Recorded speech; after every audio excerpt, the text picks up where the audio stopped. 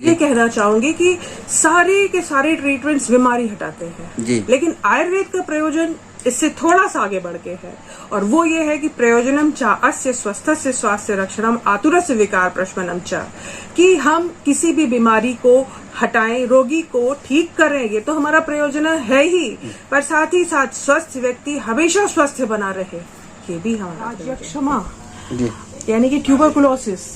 मेरी एक फ्रेंड थी, उसको ट्यूबरकुलोसिस बाद में हुआ था, तब मैंने बीएमएस नहीं किया था, उसके पहले की बात है, और वो हमेशा बोलती थी कि मेरा सर गर्म और पैर ठंडे रहते हैं, और वो डॉक्टर्स को हमेशा जाके बोलती थी, और डॉक्टर्स जो थे वो सब उसको एक पैरासिटामोल लिख देते थे। किसी ने उसकी लाइफस्टाइल कुछ नहीं पूछा और यही कहते रहे, और आखिर में 9 महीने बाद उसने ब्लड की वॉमिटिंग की और वो हॉस्पिटलाइज हुई और बाद में ट्यूबरकुलोसिस उसमें डिटेक्ट हुई, उसकी साल भर की दवा भी चली। तो मुझे लगा कि भाई रही होगी, लेकिन फिर जब मैं मेडिकल कॉलेज में पहुंची और एक दिन रैगिंग में मेरे एक सीनियर ने मुझसे कहा कि राजक्षमा को सुनाना है आपको नेक्स्ट डे रैगिंग में, तो मैंने, मेरे लिए सेकंड प्रॉफ की बुक में था वो चरक संहिता में, और मैंने अपने एक सीनियर से उस बुक को पहले उधार लिया और उसको देखना शुरू किया, रात में पढ़ना शुरू किया। और जब मैंने उसे पढ़ा तो उसमें लिखा था पहले ही लक्षण में कि जो राजक्षमा कई तरह का होता है, रीजंस उसके कई तरह के होते हैं, उसमें एक रीजन ये था कि सर गर्म और पैर ठंडा और बाद में फेफड़ों के फट जाने से ब्लड की वॉमिटिंग। तो मुझे लगा कि ये क्या, मतलब कि जो चीज वो लड़की मेरे सामने लगातार बोलती आ रही है इतने समय से और ये नहीं पकड़ पा रहे हैं, और ये आज से हजारों साल पहले किसी ने इस किताब में लिख रखा है, तो ये तो बहुत मिराकुलस है कि ये यहाँ लिखा हुआ है। और उसी समय से फिर मेरा एकदम से विचार बदला कि मैं बाकी चीजें भी एक बार देखूं कि इसमें क्या कहा गया है।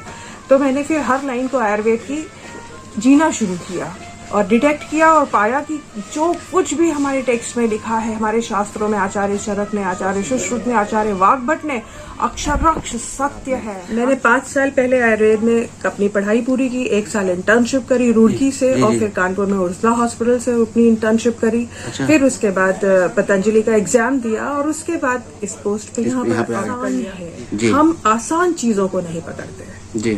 हम योग को, जब योगा हो जाता है तो उसको करने में इंटरेस्ट रखते हैं, हम अपनी चीजों को नहीं देखते, और इसे पहले आसान करके ही लोगों को दिया गया था। जो हमारे ऋषि मुनि थे वो वैज्ञानिक थे और उन्होंने इस आयुर्वेद को हमारी दिनचर्या में डाल दिया था। और चाहे व्यक्ति पढ़ा हो चाहे ना पढ़ा हो, तो हमारे पूर्वज जो थे या जो हमारे सीनियर सिटीजन्स रहे पीछे के, जैसे हमारे माँ बाप के भी माँ बाप, तो वो हमेशा कहते थे 4 बजे उठकर पढ़ो, अच्छा याद होता है।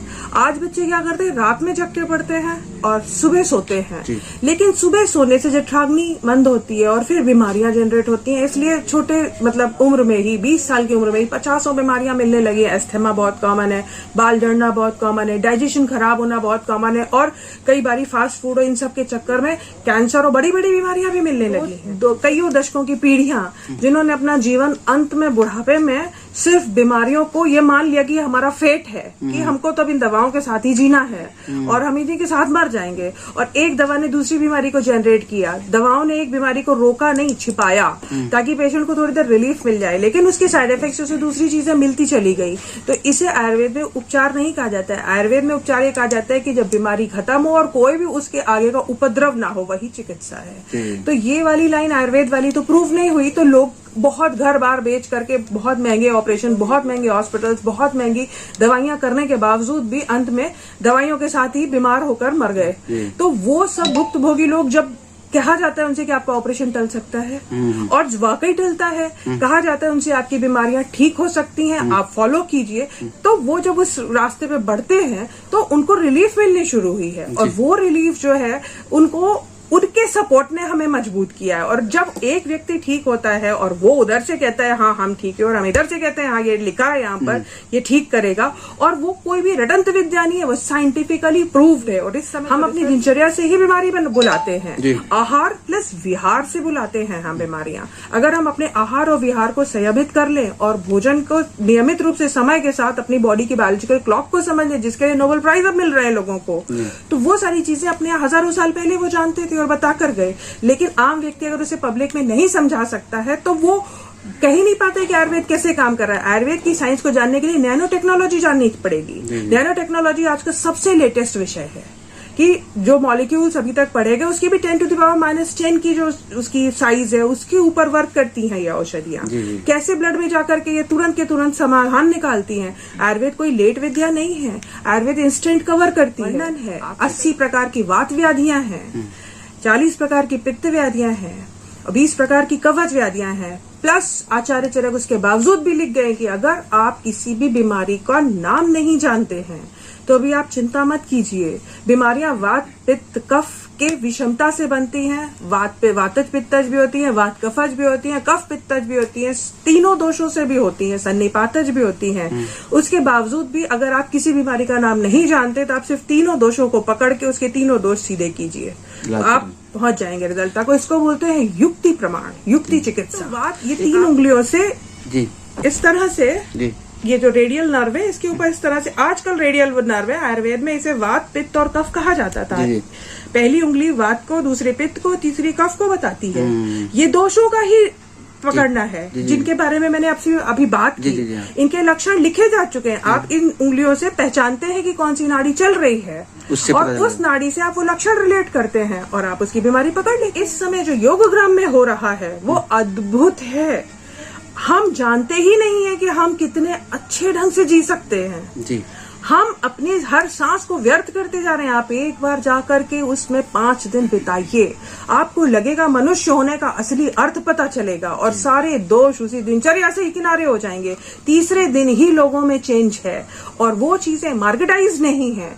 जिन्होंने उसे मार्केटाइज किया है वो महंगे हैं। वो आप स्पा में जाओ, बहुत सारे होटल्स में स्पा खुला हुआ है, वो इन्हीं ट्रीटमेंट्स को बहुत दूसरे ढंग से बेच रहे हैं और ट्रीटमेंट भी नहीं है, केवल इसकी शुरू की 2 चीजें यूज कर रहे हैं, अभ्यंग और स्वेदन, और उसको लग्जरी में डाल करके यूज कर रहे हैं, जो कि पंचकर्म के पूर्व कर्म है ये केवल। अभी पंचकर्म तो उसमें शुरू ही नहीं हुआ।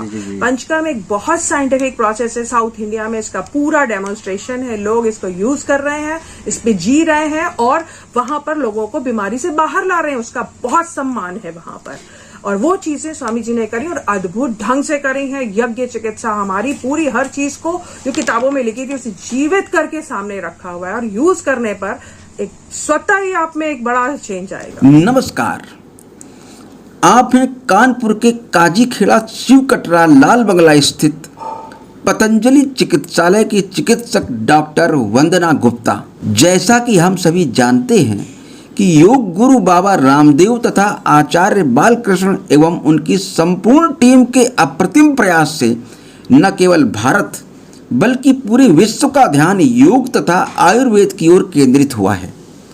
आज लाखों लोग भारत की इस प्राचीन स्वास्थ्य सेवा का लाभ उठाकर निरोगी एवं दीर्घजीवी बन रहे हैं। इसी कड़ी में डॉक्टर वंदना गुप्ता के निःशुल्क चिकित्सीय परामर्श का लाभ बड़ी संख्या में कानपुर के लोग भी उठा रहे हैं।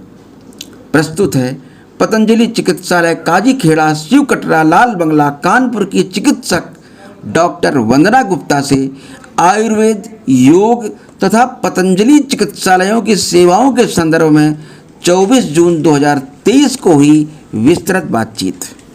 नमस्कार, मेरा नाम डॉक्टर वंदना गुप्ता है। मैं पतंजलि योगपीठ से अपॉइंटेड डॉक्टर हूँ, लाल बंगले के पतंजलि चिकित्सालय पर जी।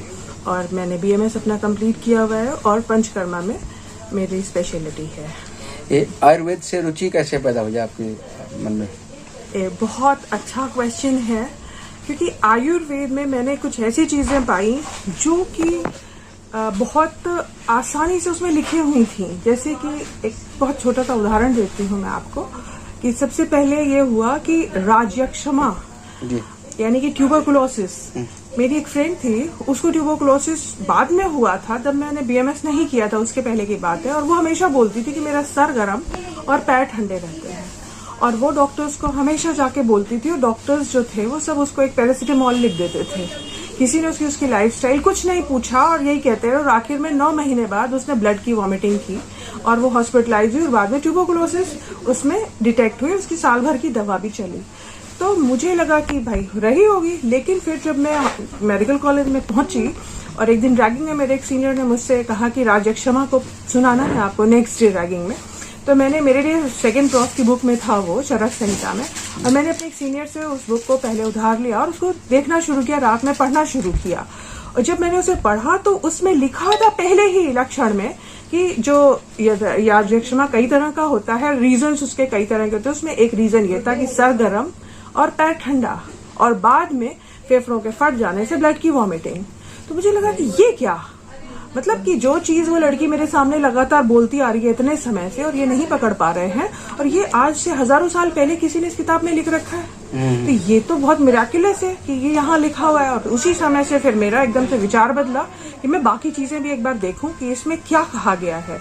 तो मैंने फिर हर लाइन को आयुर्वेद की जीना शुरू किया और डिटेक्ट किया और पाया कि जो कुछ भी हमारे टेक्स्ट में लिखा है, हमारे शास्त्रों में आचार्य चरक ने, आचार्य सुश्रुत ने, आचार्य वाग्भट ने, अक्षरक्ष सत्य है। हम शायद उतने समझदार नहीं है कि हम उसे संस्कृत को डिकोड करके पढ़ सके। हम जाते हैं एलोपैथिक डॉक्टर बनने, हम जाते हैं डॉक्टर बनने, हमें ये नहीं पता कि हमारे पास क्या क्या दे गए हमारे ऋषि मुनि। एक महान वैज्ञानिक थे। फिर मुझे लगा कि नहीं, और एक बहुत लगन लगी तब से फिर आयुर्वेद को ही ऑप्ट किया मैंने। और आज तक एक्सपेरिमेंट तो नहीं कह सकती हूँ, जब भी कोई व्यक्ति जो बोलता है उसको दोष के हिसाब से ट्रीट करना शुरू करती हूँ तो वो कहीं ना कहीं उन्हीं के आशीर्वाद से फलीभूत होता रहता है चिकित्सा के रूप में। फिर आप पतंजलि से कैसे जुड़ी?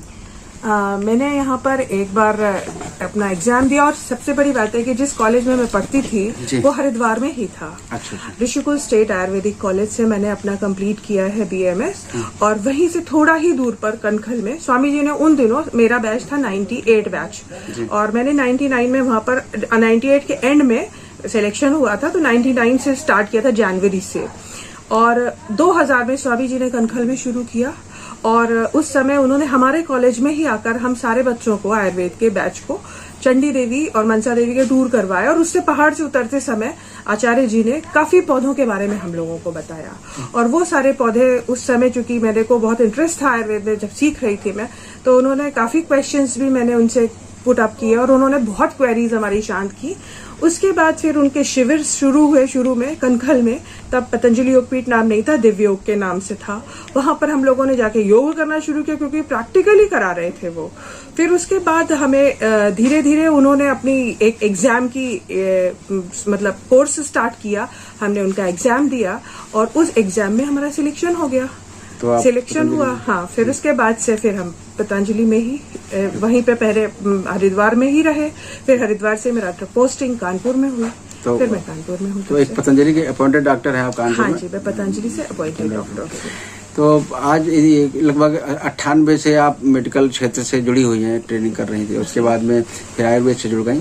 एक काफी लंबा अरसा व्यतीत किया आपने। मैंने 5 साल पहले आयुर्वेद में अपनी पढ़ाई पूरी की, 1 साल इंटर्नशिप करी रुड़की से, और फिर कानपुर में उर्सला हॉस्पिटल से अपनी इंटर्नशिप करी। अच्छा। फिर उसके बाद पतंजलि का एग्जाम दिया और उसके बाद इस पोस्ट पे यहाँ पर ऑप्ट कर लिया जी।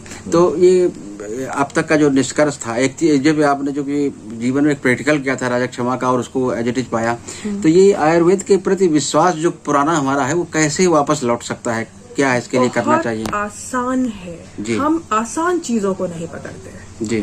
हम योग को, जब योगा हो जाता है तो उसको करने में इंटरेस्ट रखते हैं। हम अपनी चीजों को नहीं देखते। और इसे पहले आसान करके ही लोगों को दिया गया था। जो हमारे ऋषि मुनि थे वो वैज्ञानिक थे और उन्होंने इस आयुर्वेद को हमारी दिनचर्या में डाल दिया था। और चाहे व्यक्ति पढ़ा हो चाहे ना पढ़ा हो, तो हमारे पूर्वज जो थे या जो हमारे सीनियर सिटीजन्स रहे पीछे के, जैसे हमारे माँ बाप के भी माँ बाप, तो वो हमेशा कहते थे 4 बजे उठकर पढ़ो, अच्छा याद होता है। आज बच्चे क्या करते हैं, रात में जग के पढ़ते हैं और सुबह सोते हैं। लेकिन सुबह सोने से जठराग्नि मंद होती है और फिर बीमारियां जनरेट होती हैं। इसलिए छोटे मतलब उम्र में ही, 20 साल की उम्र में ही 50 बीमारियां मिलने लगी है। एस्थमा बहुत कॉमन है, बाल झड़ना बहुत कॉमन है, डाइजेशन खराब होना बहुत कॉमन है, और कई बारी फास्ट फूड और इन सब के चक्कर में कैंसर और बड़ी बड़ी बीमारियां भी मिलने लगी हैं। जबकि पुराने जमाने के लोग केवल उन पूर्वजों की बातों को मानने के लिए एलिजिबल थे। वो अपने को ये मानते थे कि हमें बड़ों की बात माननी है, तो उन्होंने दिनचर्या में डाल करके घर में हम लोगों के ये बता दिया था कि सुबह उठना चाहिए, नहाना चाहिए, पूजा करनी चाहिए, फिर खाना खाना चाहिए।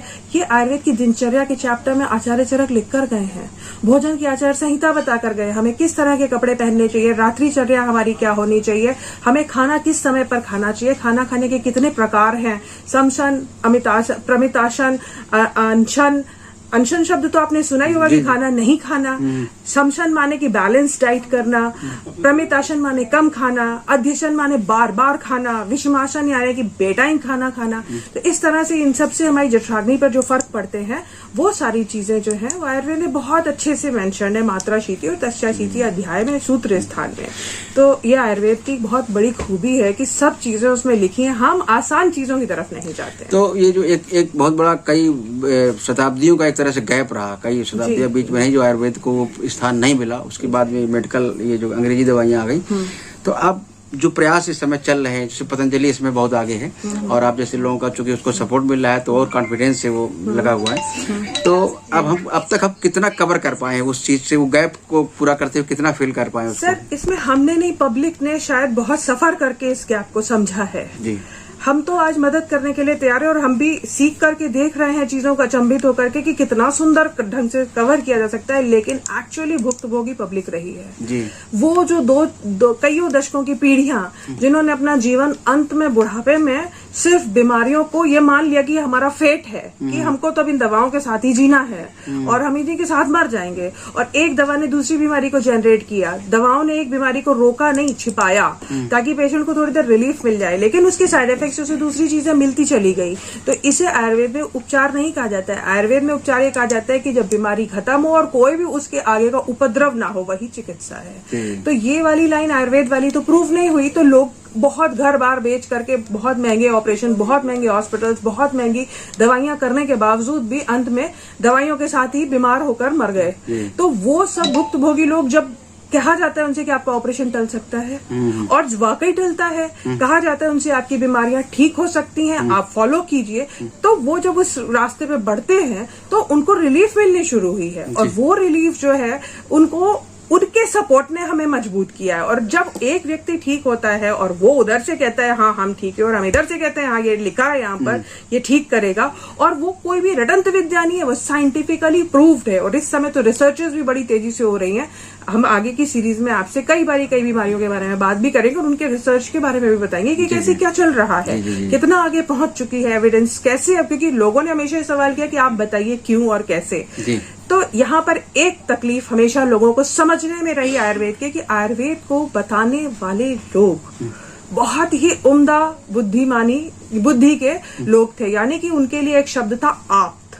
आप्त का मतलब होता है सत्व, रज और तमोगुण से भी ऊपर। सत्वगुणी आदमी जो साधु है, तमोगुणी आदमी जो बिल्कुल ही पड़ा है, सोता है, खाता है, और रजोगुणी जो हम लोग चलते फिरते हैं, खुश होते हैं, नाराज होते हैं, टास्क बनाते हैं, बदला लेते हैं, खुशियां सेलिब्रेट करते हैं, ऐसे लोग। इन तीनों से ऊपर त्रिगुणातीत, ये शब्द भगवान के लिए भी आता है। और ये शब्द उन ऋषि मुनियों की मानसिक अवस्था उन्होंने तप करके प्राप्त की थी और वहां से उन्होंने इस आयुर्वेद को प्रादुर्भाव किया था और वो पब्लिक को दिया।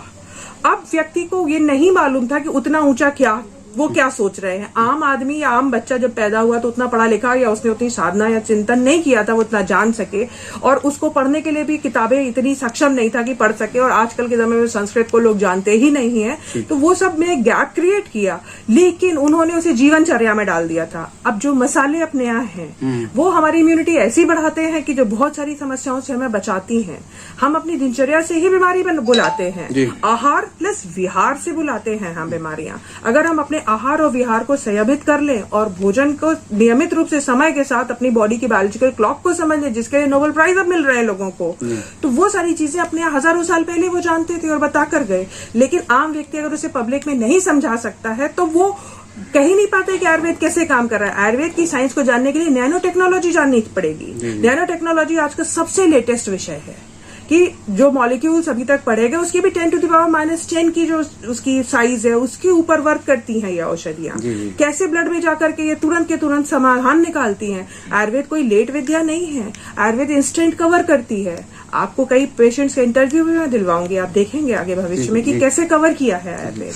आज एक टेक्नोलॉजी जैसे रेडियोलॉजी के क्षेत्र में जो भाई अल्ट्रासाउंड, ये MRI वगैरह, इसने कितना सपोर्ट किया आयुर्वेद को? जी, एक बात ये आपने बहुत अच्छी कही, लेकिन जिस समय आयुर्वेद था उस समय टेक्नोलॉजीज नहीं थी, तो उन्होंने एक बहुत बड़ी सीरीज बनाई जिसमें कि लक्षणों का पूरा वर्णन है। 80 प्रकार की वात व्याधियां हैं, 40 प्रकार की पित्त व्याधियां हैं, 20 प्रकार की कवच व्याधियां हैं, प्लस आचार्य चरक उसके बावजूद भी लिख गए कि अगर आप किसी भी बीमारी का नाम नहीं जानते हैं तो भी आप चिंता मत कीजिए। बीमारियां वात पित्त कफ के विषमता से बनती हैं। वात पे वातज पित्तज भी होती है, वात कफज भी होती है, कफ पित्तज भी होती है, तीनों दोषों से भी होती है, सन्निपातज भी होती हैं। उसके बावजूद भी अगर आप किसी बीमारी का नाम नहीं जानते तो आप सिर्फ तीनों दोषों को पकड़ के उसके तीनों दोष सीधे कीजिए, आप पहुंच जाएंगे रिजल्ट तक। इसको बोलते हैं युक्ति प्रमाण, युक्ति चिकित्सा।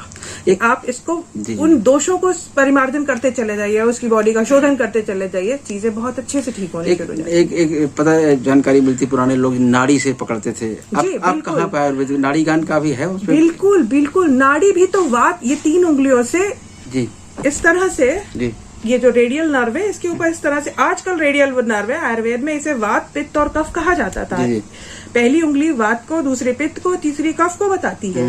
ये दोषों का ही पकड़ना है जिनके बारे में मैंने आपसे अभी बात की। इनके लक्षण लिखे जा चुके हैं, आप इन उंगलियों से पहचानते हैं कि कौन सी नाड़ी चल रही है और उस नाड़ी से आप वो लक्षण रिलेट करते हैं और आप उसकी बीमारी पकड़ लेते हैं। पतंजलि का जो प्रचार तो अब बहुत ज्यादा है, खूब लोग जानने लगे हैं और काफी लोगों को जोड़ा है। एक थोड़ी सी भ्रांति लगती है, ऐसा लगता है लोगों को पतंजलि थोड़ा सा महंगा है सामान्य रूप से, क्या इसको मिथक है या ये वास्तविकता भी है? अरे मैं आपसे क्या कहूँ, एक बार आप होकर आओ, आप कहोगे। पहली बात तो किसी ने, मैं इस लाइन को इसलिए बोल रही हूँ क्योंकि अभी जनवरी में हम लोगों की मीटिंग थी, हमने जाके भी देखा कि वैसे तो मेरे को जुड़े हुए बहुत साल हो गए, जब से मैं आयुर्वेद में आई हूँ तभी से स्वामी जी भी उधर से शुरू हुए और सब मिलकर पता नहीं कैसे ईश्वर की कृपा है कि सब एक साथ चल रहा है। और मेरा सौभाग्य है कि मैं जुड़ने का मुझे सीधा मौका मिला हुआ है इससे। लेकिन ये बताना चाहूंगी कि इस समय जो योगग्राम में हो रहा है वो अद्भुत है। हम जानते ही नहीं है कि हम कितने अच्छे ढंग से जी सकते हैं जी। हम अपनी हर सांस को व्यर्थ करते जा रहे हैं। आप एक बार जाकर के उसमें 5 दिन बिताइए, आपको लगेगा मनुष्य होने का असली अर्थ पता चलेगा और सारे दोष उसी दिनचर्या से ही किनारे हो जाएंगे। तीसरे दिन ही लोगों में चेंज है और वो चीजें मार्केटाइज नहीं है। जिन्होंने उसे मार्केटाइज किया है वो महंगे हैं। वो आप स्पा में जाओ, बहुत सारे होटल्स में स्पा खुला हुआ है, वो इन्हीं ट्रीटमेंट्स को बहुत दूसरे ढंग से बेच रहे हैं और ट्रीटमेंट भी नहीं है, केवल इसकी शुरू की 2 चीजें यूज कर रहे हैं, अभ्यंग और स्वेदन, और उसको लग्जरी में डाल करके यूज कर रहे हैं, जो कि पंचकर्म के पूर्व कर्म है ये केवल। अभी पंचकर्म तो उसमें शुरू ही नहीं हुआ। पंचकर्म एक बहुत साइंटिफिक प्रोसेस है, साउथ इंडिया में इसका पूरा डेमोन्स्ट्रेशन है, लोग इसको यूज कर रहे हैं, इस पे जी रहे हैं और वहां पर लोगों को बीमारी से बाहर ला रहे हैं, उसका बहुत सम्मान है वहां पर। और वो चीजें स्वामी जी ने करी और अद्भुत ढंग से करी हैं। यज्ञ चिकित्सा हमारी पूरी हर चीज को जो किताबों में लिखी थी उसे जीवित करके सामने रखा हुआ है और यूज करने पर एक स्वतः ही आप में एक बड़ा चेंज आएगा। कानपुर में पतंजलि की स्थिति क्या है, कहाँ तक लोगों से जुड़ाव हो पाया इसका? कानपुर में मैं तो कहूँगी बहुत ज्यादा लोगों को अब इससे अवेयर हैं लोग, और जब भी कोई असाध्य बीमारी आती है तो वो आते हैं और अक्सर असाध्य ही लेकर आते हैं, क्योंकि छोटी बीमारियों के लिए तो अब धीरे धीरे आना शुरू हुए हैं। जहाँ कहीं कुछ नहीं होता है वहां के लेकर आते हैं और फिर उनमें रिजल्ट्स पाते हैं। अभी ये सेंटर का क्या एड्रेस है जहाँ पे आप बैठे हुए हैं? ये है 35B काजी केड़ा, शिव कटरा रोड, लाल बंगला, कानपुर। ये आपके संरक्षण में संचालित हो रहा है यहाँ पर? मैं इसके संरक्षण में हूँ जी। अच्छा। तो यहाँ पर जो अब तक पेशेंट आए उनका क्या रिजल्ट रहा, किस किस तरह के पेशेंट यहाँ के ठीक हुए? यहाँ पर बहुत हर तरह की बीमारियों के लोग आते हैं, डाइजेशन से जुड़े, स्किन से जुड़े, कैंसर से जुड़े, सोरियासिस से जुड़े, CLD यानी लीवर की बीमारियों से जुड़े, हेपेटाइटिस से जुड़े, रिमेटॉइड आर्थराइटिस से जुड़े, ऑस्टियो आर्थराइटिस से जुड़े और भी ऑटो इम्यून डिसऑर्डर से जुड़े हुए, कई तरह के, मतलब जितनी तरह के, अस्थमा से जुड़े हुए, एलर्जिक राइनाइटिस से जुड़े हुए, और जैसे बहुत सारे समय पुराने में मल्टीपल डिसऑर्डर्स हैं, थायराइड है, डायबिटीज है, इन सब से जुड़े बहुत सारे पेशेंट्स अभी तक 15 साल में मैंने ट्रीट किए हुए हैं और रिजल्ट है, उन सब का डॉक्यूमेंटेशन भी है। एक डायलिसिस शब्द है उसके लिए इसका कितना? देखिए बहुत अच्छा सवाल आपने किया है, मैं बहुत क्लियर करती हूँ। सीरम जो मैंने प्रैक्टिस में अपनी देखा है, देखिए पतंजलि में जाने पर तो उससे भी बेटर रिजल्ट्स हैं जी, लेकिन जो 4 है सीरम क्रिएटिन उससे नीचे है तो लौटता है। अच्छा अच्छा पूरा आता है नीचे। अच्छा। 4 से ऊपर में 75% से ऊपर डैमेज हो चुकी होती है किडनी, तो जब सेल्स मर गए तो उन्हें हम नहीं ला सकते हैं, लेकिन जो जिंदा है उनसे हम पूरा काम ले सकते हैं और उन्हें जिंदा बनाए रख सकते हैं। तो अगर 50% से कम डैमेज है किडनी तो पूरी तरह से वापस पेशेंट का काम पूरी जिंदगी चल जाता है। कैंसर का किस स्टेज तक के मरीज ठीक हुए? कैंसर के फर्स्ट और सेकेंड स्टेज में तो अद्भुत रिजल्ट है। 4th और 5th स्टेज वाले एक ऐसा जीवन जीते हैं कि जिसमें उनकी सारी समस्याएं किनारे रहते हुए वो एक सामान्य व्यक्ति की तरह खाते पीते चलते फिरते अपनी जीवन को व्यतीत करते हैं। रोग और रोगी साथ साथ चलते रहते हाँ, हैं। मतलब कैंसर एक छोटे फोड़े की तरह साथ में रहता है, लेकिन वो नहीं स्थिति करता है कि बिल्कुल सूख गया पेशेंट और उसकी जीवन को बिल्कुल थ्रेटनिंग होने लगी, वो सब नहीं हो पाता है, क्योंकि हमारे पास गेहूं के जवारे, एलोवेरा, गोमूत्र, तुलसी पंचांग, नीम पत्र, ये सारी गिलोय जूस, ये सब हम मिलाकर देते हैं, तो ये बॉडी की फिजियोलॉजी को जो बाकी सेल्स है उनका जो भोजन है वो इससे प्राप्त होता रहता है और एक पीएच वैल्यू बहुत अच्छी रखता है ये बॉडी की। और कैंसर को मात देने का एक्चुअल गेम पीएच वैल्यू है। अगर हमारे बॉडी की पीएच वैल्यू 7 से आगे है, 7.1 है, 7.2 है, तो हम जल्दी कैंसर की तरफ नहीं जाएंगे।